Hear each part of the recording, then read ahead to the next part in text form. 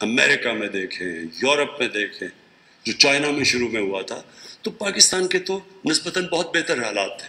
تو لگ ایسے رہا تھا کہ اس کا بھی جس طرح کشمیر ایشو کا بھی فائدہ اٹھا کے تو پریشرائز کرنا تھا، اور اصل میں مقصد تو ایک ہی ہے کہ اپنی کرپشن بچانے کے لیے. تو اس باری بھی یہی مجھے یہ تاثر ملا کہ لوگ یہاں ملک مشکل میں ہے لیکن یہ پوری کیش کرنے کی کوشش کر رہے ہیں. تو جیسے جیسی اموات بڑھ رہی ہیں تو یہ کہا جا رہا ہے کہ جناب گورنمنٹ کی پالیسیز ٹھیک نہیں ہیں، گورنمنٹ کنفیوزڈ ہے، گورنمنٹ کو پتہ نہیں کیا کرنا ہے. اور یہ کہ جی جیسے اگر زیادہ اموات ہوتی ہیں تو یہ گورنمنٹ کا قصور ہے. میں اس لیے یہ آج آپ کے ساتھ بات کر رہا ہوں کہ ضروری ہے آپ کا سمجھنا، اور میں یہ اپنے دل سے آپ کو کہہ رہا ہوں کہ جتنی مجھے خوشی ہے جیسے میری ٹیم نے ان 3 مہینے کے اندر باقاعدہ کنسلٹیشنز کر کے، مشاورت کر کے صوبوں کے ساتھ، ڈاکٹروں کے ساتھ، ایکسپرٹس کے ساتھ ہر روز بیٹھ کے جیسے انہوں نے گائیڈ کیا ہے، میں نے ساری دنیا کے اندر دیکھا ہے کہ جس طرح دنیا نے مقابلہ کیا ہے، برطانیہ کو دیکھا ہے، امریکہ کو دیکھا ہے. میں یہ اپنے دل سے کہتا ہوں کہ مجھے فخر ہے اپنی ٹیم کے اوپر. انہوں نے زبردست قسم کا انالیسس کیا، اور جو یہ کرتے گئی ہیں راستے میں، جو ہم قدم اٹھاتے گئے ہیں، میں آج آپ کو بتاؤں گا کہ ہم بڑے خوش قسمت ہیں کہ ہمارے پاس اس طرح کے لوگ ہیں جن کی مسلسل اچھی ایڈوائس آتی رہی، اور ہم پریشر میں نہیں آئے. بڑا پریشر تھا. ابھی بھی جو ہمارے مخالف ہیں وہ کہتے ہیں جی پہلے لاک ڈاؤن کر دینا چاہیے تھا. کوئی کہتا ہے لاک ڈاؤن جس طرح کہ وہ حل ہو جانا تھا. تو میں آج آپ کے سامنے، کیونکہ اللہ الحق ہے، میں آپ کے سامنے آپ بتانا چاہتا ہوں کہ ہم کتنا بچے ہیں. اللہ کا شکر ہے کہ آپ کی گورنمنٹ پریشر میں نہیں آئی، اور ہم نے وہ لاک ڈاؤن نہیں کیا جو کئی ملکوں میں اور خاص طور پہ ہمارے ہمسائے ہندوستان نے کیا. میں بار آپ کو کہتا گیا پہلے دن سے کہ ہمارا مسئلہ مغرب سے، چائنا سے، امریکہ سے مختلف ہے، کیونکہ 25% پاکستانی غربت کی لکیر سے نیچے. تو جب ہم لاک ڈاؤن کرتے ہیں تو ہمیں یہ سوچنا چاہیے کہ لاک ڈاؤن کا تو اثر عذاب ہی غریب کے اوپر آتا ہے. میں تو آپ کو پہلے دن سے کہتا رہا کہ ہمیں تو یہ ہے کہ ایک طرف سے ہم نے لوگوں کو کورونا سے بچانا ہے، دوسری طرف سے لاک ڈاؤن کی وجہ سے جو غربت پھیلنی ہے اور غربت کی وجہ سے جو لوگوں نے مرنا ہے اس سے بچانا ہے. میں پہلے دن سے آپ کو کہہ رہا ہوں. اور ہمارے جو مخالف تھے وہ تنقید کرتے رہے، اور مجھے بڑا برداشت کرنی پڑی. پہلے 4 ہفتے جو مسلسل تنقید کی کہ جی لاک ڈاؤن ٹھیک نہیں کر رہا، پتہ نہیں ہے اس کو کیا کرنا ہے، وغیرہ وغیرہ. آج ذرا دیکھیں، اللہ الحق ہے، آج ایک سروے چھپی ہے اور میں یہ چاہتا ہوں آپ کے سامنے رکھنا چاہتا ہوں. ہندوستان کے اندر جب انہوں نے لاک ڈاؤن لگایا، اور آپ کو پتہ ہے ہندوستان نے لاک ڈاؤن کیسے کیا، ایک دم انہوں نے جو مجھے کہا جا رہا تھا انہوں نے کرفیو لگا دیا، بند کر دیا ہندوستان. اب آپ کے سامنے اس لاک ڈاؤن سے کیا ہوا ہندوستان کے لوگوں کو، میں چاہتا ہوں ذرا یہ آپ یہ سنیں. سروے کی گئی ہے ہندوستان کے اندر، اور یہ سروے کس نے کی ہے؟ اس میں ایکسپرٹس تھے university of Pennsylvania, university of Chicago, اور ممبئی بیسڈ ایک مانیٹرنگ دی انڈین اکانومی ایک ان کی آرگنائزیشن CMI. انہوں نے سروے میں کیا چیزیں سامنے آئیں؟ یہ اس لاک ڈاؤن جو انہوں نے بڑا سخت لاک ڈاؤن کیا، جو مجھے کہا جا رہا تھا کرو پاکستان میں، اور ابھی بھی تنقید کر رہے ہیں کہ اگر وہ کر دیتے تو یہاں شاید اتنی تیزی سے نہ پھیلتی، یا اب جو پھیل رہی ہے تیزی سے تو پاکستان میں نہیں پھیلی اللہ کے کرم سے. پہلی چیز، 84% ہندوستان کے گھرانے ان کی آمدنی میں نقصان ہوا لاک ڈاؤن سے. لیکن یہ اتنا خوفناک بات نہیں ہے. جو اگلی بات ہے، 34% گھرانے، یعنی جو نچلا غریب طبقہ، 34% گھرانوں کے اندر آج یہ صورتحال ہے یہ سروے کے مطابق کہ اگر ان کو اس وقت امداد نہ کی گئی وہ گزارا نہیں کر سکیں گے اگلے 2 ہفتے میں. اگر 2 ہفتے میں امداد نہ کی گئی وہ گزارا نہیں کر سکیں گے. یہ سروے کہہ رہی ہے کہ اس لاک ڈاؤن کی وجہ سے جو آج وہاں حالات ہیں. اور اس کے علاوہ تقریباً 3 کروڑ نوجوان جو 30 اور 20 سال کے درمیان ہیں ان کی نوکریاں چلی گئی ہیں 3 کروڑ لوگوں کی. لیکن جو اس سروے کے اندر چیز آئی ہے کہ جو امیر طبقہ تھا اس کو کوئی فرق نہیں پڑا, ان کو لاک ڈاؤن سے کوئی فرق نہیں پڑا. جو میں آپ کو کہتا رہا کہ آج عمران خان کو کہہ دے لاک ڈاؤن ہے, میں اپنے گھر میں لاک ڈاؤن ہو جاتا ہوں, مجھے کیا فرق پڑتا ہے؟ مجھے اگر تنخواہ بھی مل رہی ہے, تنخواہ بھی مجھے مل رہی ہے, لاک ڈاؤن بھی ہوں, میری تو چھٹی ہے. لیکن غریب گھرانوں کا, میں آپ کو پہلے دن کہہ رہا تھا کہ کچی بادیوں کا سوچو, دیہڑی دار کا سوچو, ان کا آج یہ ہندوستان میں یہ حال ہے. آج پاکستان کیوں بچا؟ نہیں تو ہمارا بھی اسی طرح کا حال ہونا تھا. ہم کیوں بچے؟ ایک تو ہم بچے یہ کہ ہم نے پوری طرح لاک ڈاؤن نہیں کیا, ہم نے بڑی جلدی اپنی کنسٹرکشن کھول دی, ہم نے دیہاتی علاقوں میں کہا کہ جو اناج کی جو بھی کچھ کر رہا ہے دیہات کے اندر اس کو نہ ہاتھ لگایا جائے. اس سے ہم بچے. اور دوسری چیز, اور مجھے بڑا فخر ہے اس کے اوپر, کہ جس طرح ہم نے پیسہ بانٹا, ہم نے تقریباً 120 ارب روپیہ بانٹا تقریباً 1 کروڑ 20 لاکھ خاندانوں میں, اور سب سے جو غریب خاندان تھے اس کی وجہ سے بھی آج ہمارے وہ حالات نہیں ہیں جو کہ ہندوستان میں. میں دوسری بات آپ سے جو کرنا چاہتا ہوں وہ یہ کہ یہ آنے والے دنوں میں بدقسمتی سے مجھے افسوس سے کہنا پڑتا ہے کہ یہ اب اموات پاکستان میں بڑھیں گی. یہ ساری دنیا کے اندر جو کرونا وائرس کا آپ اگر دیکھیں تو وہ ایک ایسے جاتی ہے کہ پہلے ایک اوپر جاتی ہے اور پھر وائرس نیچے آنی شروع ہو جاتی ہے, یعنی جو انفیکشنز ہیں وہ نیچے آنی شروع ہو جاتی ہے. ہماری اس وقت وائرس میں جو میں بار بار کہہ بیٹھا ہوں ہماری ابھی اوپر جا رہی ہے. لیکن جو اگلا فیز ہے, میں پہلے یہ بتاؤں گا کہ ہم کیا کر رہے ہیں, پھر میں بار بار آپ سے یہ کہوں گا کہ جو میں آپ سے امید لگا رہا ہوں. دیکھیں یہ ایک مشکل وقت ہے, ساری دنیا میں مشکل وقت آیا.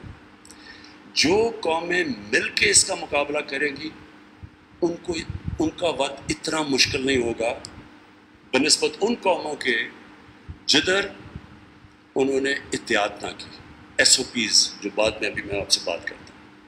اب ہندوستان کا صرف آخری میں بات یہ کر دوں کہ جو لوگ ہمیں کہتے تھے کہ جی ہندوستان میں بڑا اچھا لاک ڈاؤن لگایا, اب یہ سوچ لیں کہ آج حالات وہاں ایسے پہنچے ہیں کہ ایک طرف تو غربت کی جو میں نے آپ کو بتا دیا کہ اس وقت نچلا طبقہ پس گیا ہے, دوسری طرف ان کے جو ہسپتال ہیں ممبئی میں اور جو دلی میں وہاں جگہ نہیں مل رہی لوگوں کی, یعنی ان کی انفیکشن بھی بڑھ رہی ہیں, ان کی اموات بھی بڑھ رہی ہیں.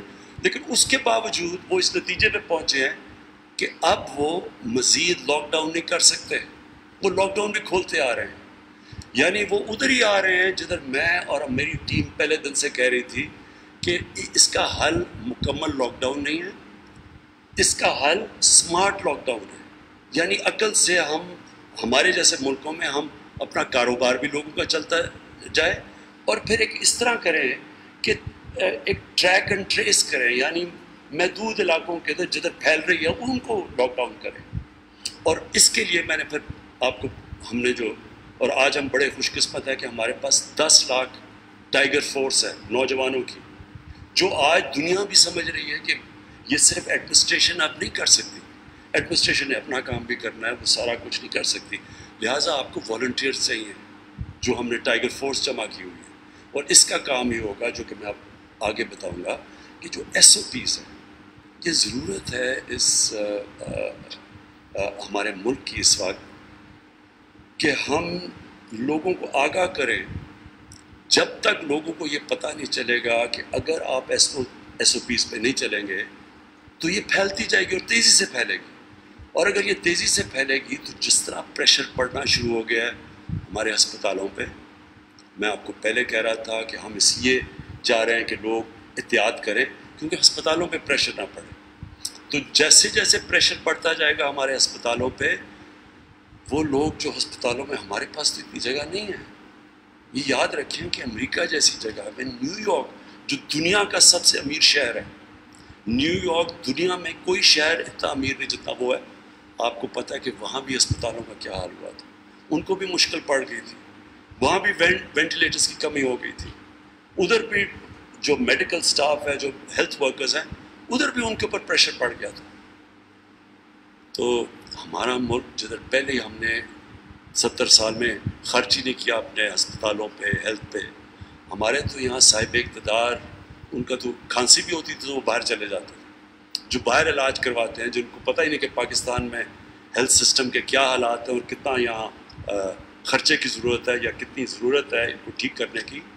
جو ہسپتال اچھے تھے جب آزاد ہوا پاکستان، گورنمنٹ ہاسپٹل، آہستہ آہستہ سب کو پتہ ان کا کیا حال تھا، کیونکہ صاحب اقتدار کو تو فکر ہی نہیں تھی، ان کو تو اپنے باہر علاج کروانے تھے. تو اس لیے یہ آپ نے سمجھنا ہے، وہ میں آخر میں بھی آپ سے بات کروں گا کہ کتنا ضروری ہے اس وقت اس قوم کو سمجھنا کہ اگر ہم ایس او پیز پہ نہیں چلیں گے، اگر ہم احتیاط نہیں کریں گے تو اس کے پھر آگے اثرات جو ہمارے ہسپتالوں پہ پڑیں گے، اور جو پھر آگے بیچارے لوگ ہوں گے جو بچ بھی سکیں گے، جن کی، جو ہمارے بزرگ ہیں، جو بیمار لوگ ہیں، جن کو ضرورت پڑے گی ہسپتالوں کی، ہم ان کی جانوں خطرے میں ڈال رہے ہیں. میں ابھی صرف پہلے آپ کے سامنے یہ رکھوں کہ ہم اب کیا کرنے جا رہے ہیں. پہلے تو میں آپ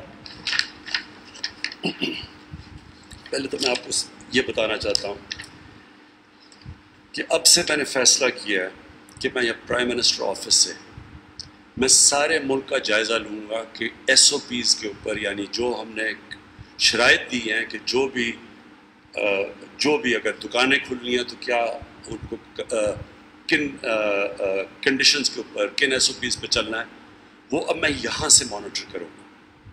اور میں آج مثلا میرے پاس رپورٹ آ گئی ہے پنجاب میں، سندھ میں کتنے ایس او پیز کے اوپر عمل کیا گیا، خیبر پختونخوا میں. تو ہر جگہ پہ اب میرے پاس رپورٹ ہے کہ مسجدوں میں کتنا احترام کیا جا رہا ہے، اگر عدالتوں میں لوگ جا رہے ہیں تو اس پہ کتنا احترام کیا جا رہا ہے، پبلک آفیسز میں، پارکس کے اندر، پبلک پارکس کے اندر، انڈسٹری کے اندر، شاپنگ مالز کے اندر، دکانوں کے اندر، لوکل ٹرانسپورٹ جب چل رہی ہے تو اس کے اوپر لوگ کتنا عمل کر رہے ہیں، اور انٹر سٹی کے اندر، پرائیویٹ ٹرانسپورٹ کے اندر.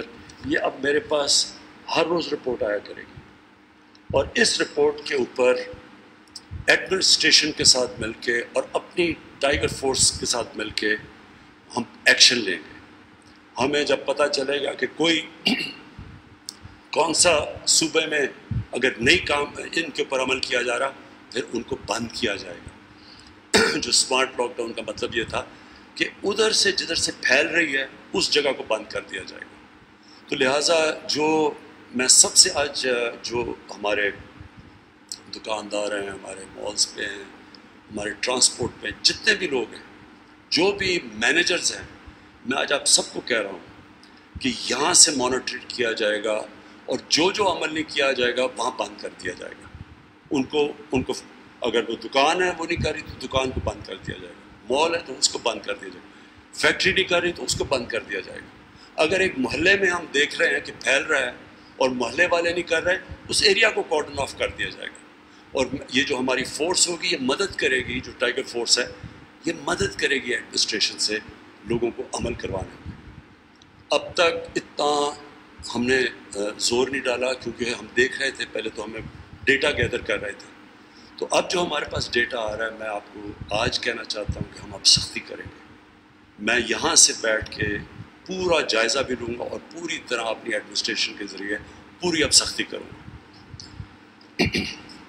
اس کے علاوہ میں آج آپ کو بتانا چاہتا ہوں کہ اور ہم کیا کرنے جا رہے ہیں. پہلے تو جو سب سے زیادہ پریشر پڑا ہوا ہے ہمارے ہیلتھ ورکرز کے اوپر، ان کے لیے اب ہم ایک اسپیشل پیکج تیار کر رہے ہیں. میں اپنے ڈاکٹرز، اپنے نرسز جو ہاسپٹلس میں کام کرنے والے ہیں، سارا جو عملہ ہے، میں آج سب کو یہ کہنا چاہتا ہوں کہ دیکھیں یہ مشکل وقت ہے، یہ آپ اللہ کا کام کر رہے ہیں. مجھے پتہ ہے کہ آپ کے اوپر پریشر ہے، اور ہمیں یہ بھی پتہ ہے کہ چانس آپ کو زیادہ ہے وائرس لگنے کی، لیکن میں صرف آپ کو یہ کہہ سکتا ہوں کہ اب تک جو ہم دیکھ رہے ہیں پاکستان میں جو اموات ہوتی ہیں، جتنی انفیکشنز ہیں، دنیا میں سب سے کم ہے. بہت کم لوگ، 1% سے بھی نیچے جو لوگ، اور وہ بھی وہ ہوتے ہیں یا تو زیادہ بوڑھے ہوں یا ان کو پہلے سے کوئی بیماری ہو، بلڈ پریشر ہو یا ڈائبٹیز ہو.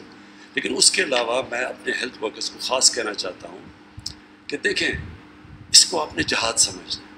گورنمنٹ کی طرف سے میں آپ کو کہتا ہوں ہم آپ کی ہر مدد کرنے کے لیے تیار ہیں، اور ہم آپ کے لیے اب ایک انشاءاللہ اسپیشل پیکج لے کے آ رہے ہیں.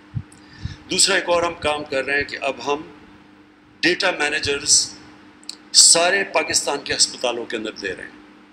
یہ ڈیٹا مینیجرز ہمیں سارا مسلسل اب فیڈ بیک دیں گے، کیونکہ جو ہمارا جب تک ہمارا ڈیٹا ایکوریٹ نہیں ہوتا، جب تک ہمیں انفارمیشن صحیح نہیں ملتی، تو اس کے تب تک ہم قدم بھی صحیح نہیں اٹھا سکتے، سٹیپس نہیں لے سکتے.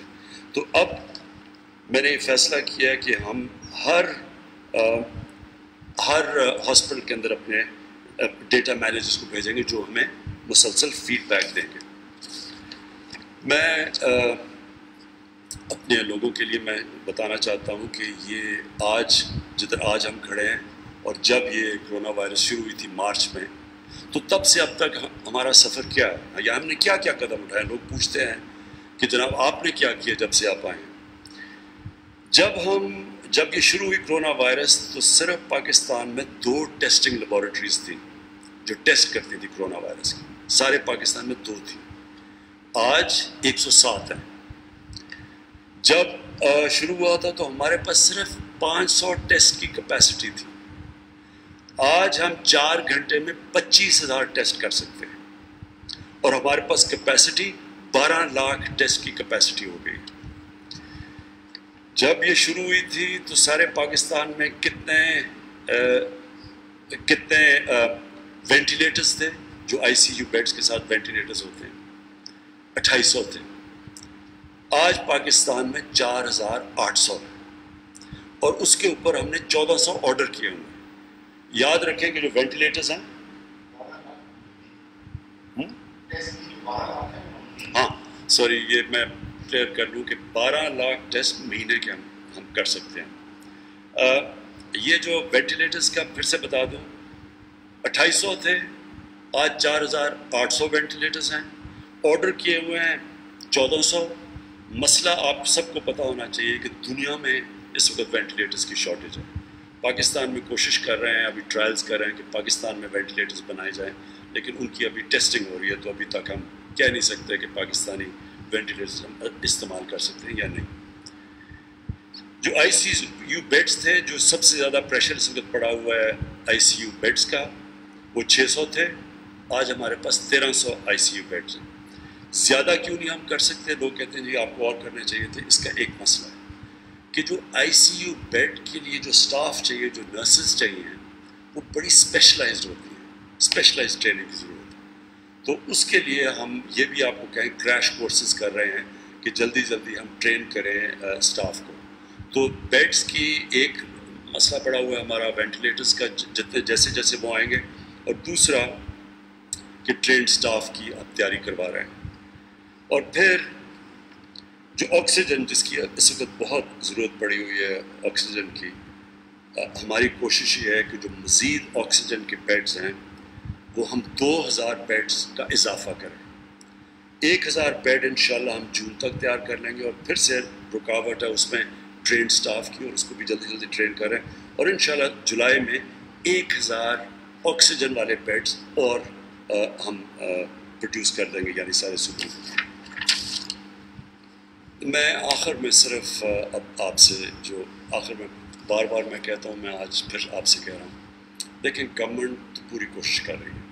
میں پھر سے کہتا ہوں کہ جو ہم نے کیا، مجھے بڑا فخر ہے کہ ہماری جو ٹیم تھی، جو ہر روز صبح بیٹھتی ہے، جو ہر روز جائزہ لیتی ہے، جو پروجیکشنز بھی کرتی ہیں. اور آپ حیران ہوں گے کہ ابھی تک جو بھی پروجیکشنز کی تھی تقریباً وہ اس سے کم ہوئی ہے، کیونکہ ہم نے سوچا تھا ابھی تک زیادہ برے حالات ہوں گے. तो अभी तक तो प्रोजेक्शंस कम हुई हैं, लेकिन उसी तरह चल रहा है। अब जिधर आज हम खड़े हैं, आखिरी बात में जो कर रहा हूँ, जिधर आज हम खड़े हैं कि अगर SOPs के ऊपर हम भी यहाँ से अब मैं पूरी तरह सख्ती करेंगे अब, और अगर आप भी इनके ऊपर अमल कर लें तो इंशाल्लाह हम ये जो ख़तरा है कि बहुत ज़्यादा केसेस एकदम हो जाएंगे, इंशाल्लाह उससे हम बच जाएंगे। हम फिर भी जो अब ऐड करते जा रहे हैं बेड्स, इंशाल्लाह हम इससे कोप कर लेंगे। यानी हम हमारे गिवन कि हमारा हेल्थ सिस्टम वो नहीं है जो कि मगरब का है, इंशाल्लाह हम गुजारा कर लेंगे। लेकिन अगर हमने इसके ऊपर ना अमल किया, और जिस तरह की मैं लापरवाही देख रहा हूँ, मुझे अफसोस से कहना पड़ता है कि हमारी जो आवाम है वो बड़ी लापरवाही कर रही है इसके ऊपर। वो लोगों से पूछो, वो कहते हैं जी हमने तो कोई कोरोना देखी नहीं है, वो कहते हैं जी हमें तो पता ही नहीं कोई मरा है कोरोना की वजह से।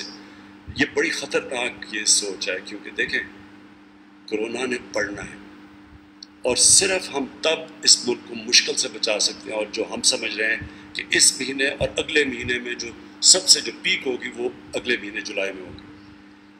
कुरान के अंदर अल्लाह हमें कहता है कि एहतियात करो, अल्लाह से भी मांगो लेकिन एहतियात करो। हम जब नमाज पढ़ते हैं तो हम सिर्फ एक चीज़ अल्लाह से मांगते हैं कि अल्लाह उनके रास्ते पे लगा जिनको तूने नेमतें बख्शी, उनको नहीं जो गलत रास्ते पे चले गए, अपनी तबाही के रास्ते पे चले गए। यानी जब आप नमाज पढ़ते हैं तो हमेशा आप वो रास्ता मांगते हैं जिस पे अल्लाह नेमतें बख्शे, उनको जिन पे नेमतें बख्शता है। हर वक्त हमारे सामने दो रास्ते होते हैं, एक तबाही का रास्ता होता है और एक वो रास्ता जिसमें अल्लाह हमारे ऊपर बरकत उसकी आती है।